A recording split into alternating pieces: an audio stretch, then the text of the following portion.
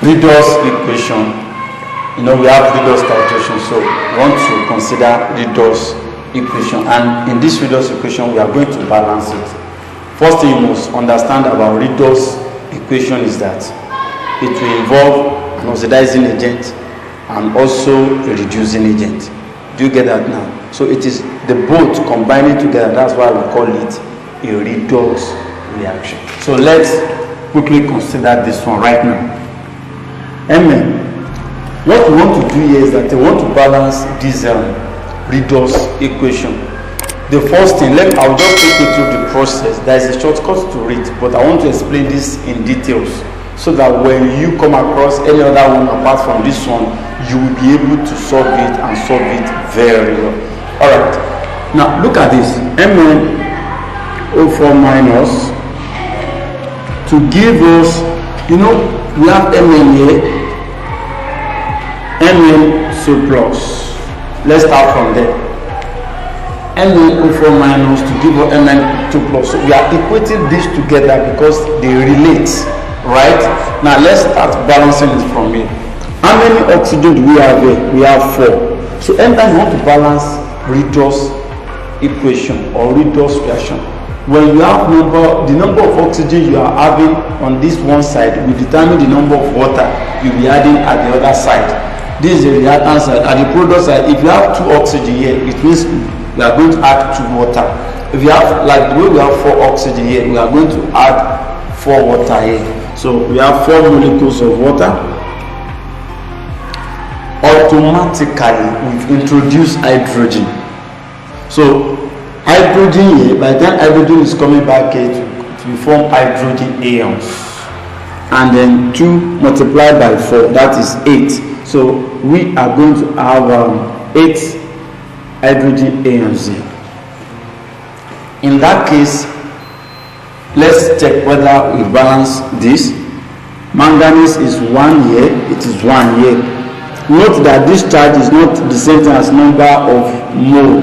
So we have 1 mole of manganese, 1 mole of manganese, 4 mole of oxygen, 4 mole of oxygen, 8 mole of hydrogen, 8 mole of hydrogen. But now let's quickly consider the charge. This one is minus 1, this one is plus 8. So the total charge is 8 minus 1, which is equal to plus 7. That's the total charge here. And then the total charge here is plus 2, because water does not have water didn't carry any charge. It doesn't have any charge. So because of that, we are going to introduce electron. We are going to do what? We are going to introduce electron. Why do we have to introduce electron? We are introducing electron in order to neutralize the charge.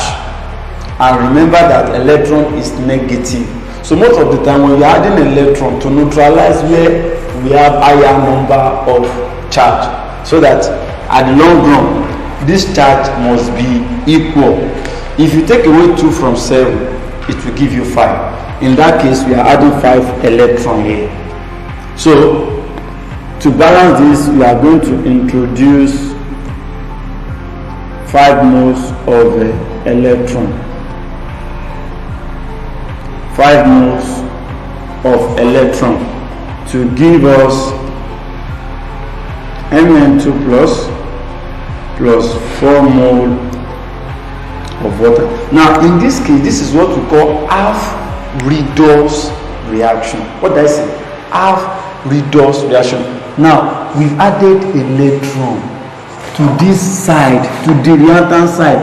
Remember, in one of my episodes I explained that where you are adding electron is an oxidizing agent. You add electron to an oxidizing, because oxidizing agents are electron acceptor. Oxidizing agents are electron acceptor, while reducing agents are what? Electron donor. In this case, this one is accepting electron. So automatically, this ion is an oxidizing agent. We are going to get them, but let's check whether it's balanced. Manganese is 1, manganese is 1. Oxygen is 4, oxygen is 4. Hydrogen is 8 here, hydrogen is 8 here. Let's consider charge.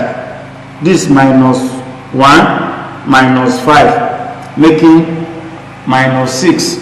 Take away 6 from 8, making plus 2, and the total charge here is also plus. So we have plus 2 here, we have plus 2 here. In this case, this half redox is balanced. Now we are going to consider the second half, which is this.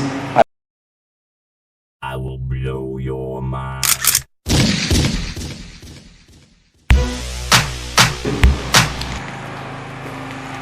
The second one, we want to balance the half one. Now this is a complete redox equation.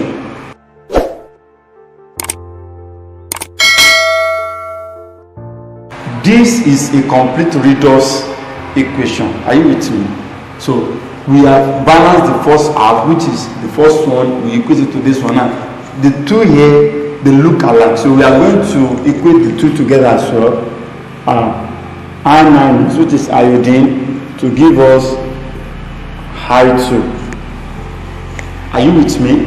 So here now, we have one atoms of iodine here, we have two atoms of iodine here. So we are going to add 2 here to make this iodine 2, and this iodine is already 2, like this 2. Now when we are talking in terms of number of moles, so the number of moles there is already balanced. 2 moles of iodine, 2 moles of iodine. But if you are talking in terms of charge, the charge is not balanced.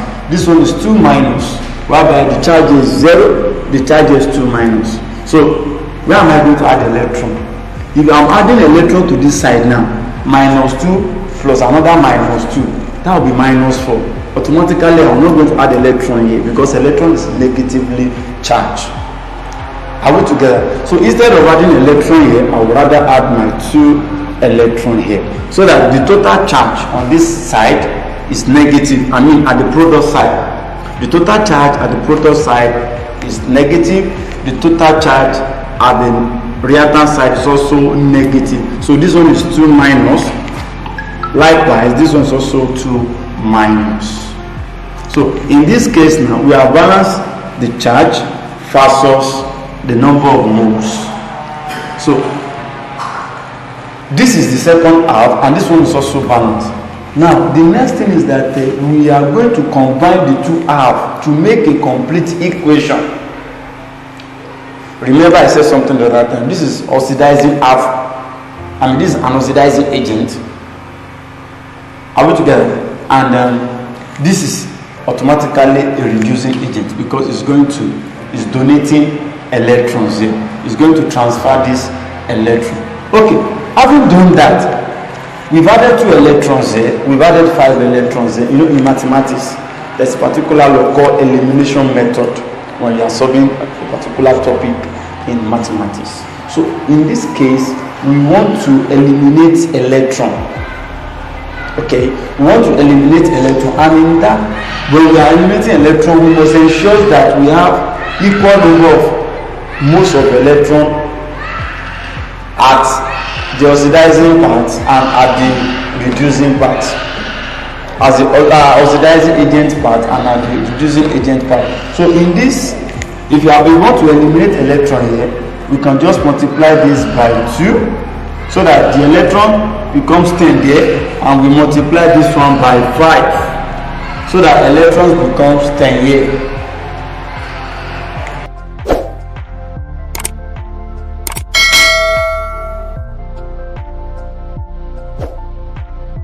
Okay, so the first equation I wrote, if I multiplied it by 2, so I'm going to have this 2 MnO4 minus plus 2 multiplied by 8, that will give me 16 H plus. Okay, 2 multiplied by 5, that will give me 10 electrons, and this one will also give me 2 Mn2 plus, and plus 8 mole of water. Okay, so this is the first equation I gave us the other time. So if you multiply 5 by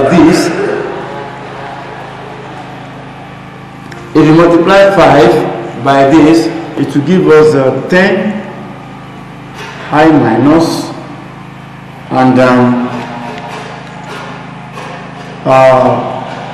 5 multiplied by 0, this one also with 5 H2, okay, plus 10 electrons. In this case, you know, we have electrons at the proton, at the reactant side there. We have electron at the proton side there. So we can strike out electrons, then we now combine the equations together and make it a single equation. So here, all these are the reactant side. So the overall equation now, the overall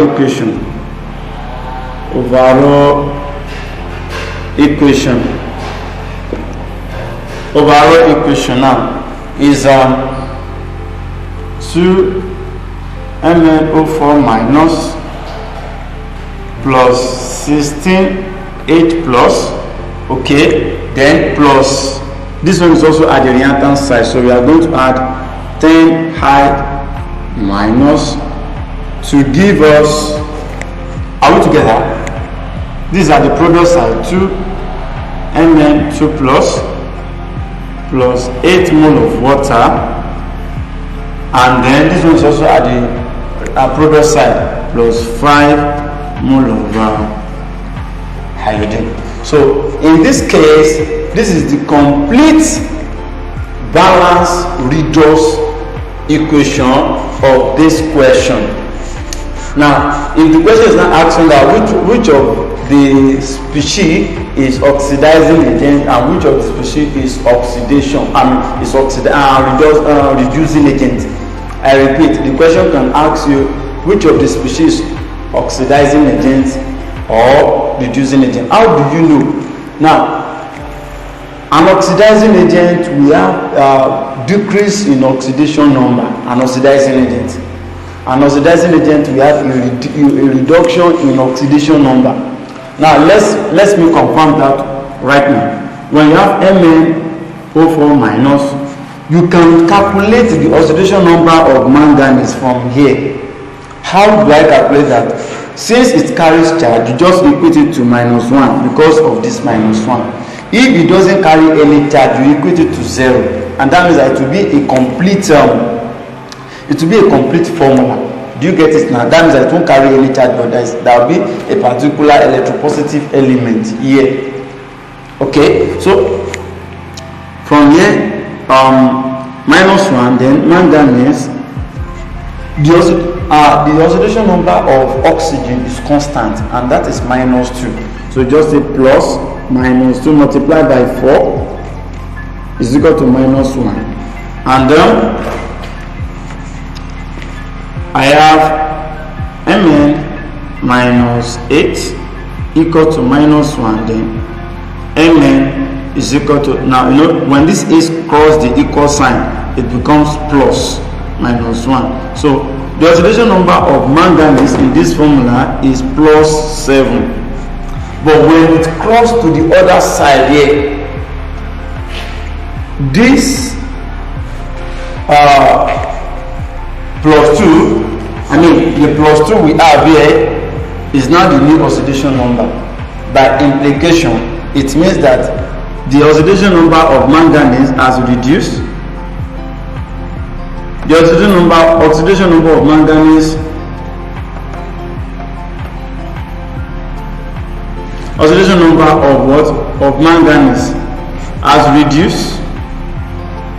reduced from what? From +7 to what? To +2, and that is why we call this formula, this compound, this MnO4 minus, as oxidizing agent, because oxidizing agent, they have reduced oxidation number, while reducing agent, they have increased oxidation number. If you just check the second one, automatically it will go. This one, the oxidation number of iodine here is -1, whereas by the time you get to the opposite side, the oxidation number of iodine in this place is actually 0, because it doesn't have any charge. So a free element without any charge, the oxidation number of that element is 0. So here, the oxidation number of iodine is 0, and the oxidation number of iodine here is -1. So like that, there is an increase in oxidation number, and that's why we call this one a reducing agent, because a reducing agent we have an increase in oxidation number, while an oxidizing agent we have an increase. While an oxidizing agent we have a decrease in oxidation number.